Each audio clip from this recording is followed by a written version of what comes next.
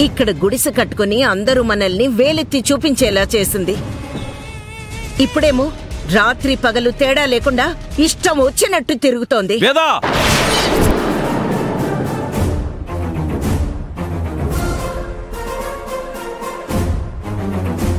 నువ్వు నోరు అదుపులో పెట్టుకో. తను ఎవరి కోసం తిరుగుతుంది? తన భర్త పోలీస్ స్టేషన్ లో ఉంటే వాడిని ఎలా విడిపించుకోవాలా అని, వాడిని ఎలా కాపాడుకోవాలని రాత్రింబావులు తేడా లేకుండా తను కష్టపడుతుంది. తల్లిదండ్రులై మనం కూడా రాహుల్ కోసం అంత కష్టపడలేదు. అన్నా బావలయ్యుండి రాజీవ్ శ్రీకర్లు కూడా వాడి కోసం అసలు ప్రయత్నాలు చేయలేదు. అరే, రాహుల్ కోసం ఇంట్లో కష్టపడుతుంది ఒకే ఒక వ్యక్తి, అదే అభి. అభి పడే కష్టానికి మీరు చప్పట్లు కొట్టకపోయినా పర్వాలేదు. కనీసం తను చేస్తున్న పనిని హేళన చేయకుండా, తనని అపార్థం చేసుకోకుండా ఉంటే చాలు.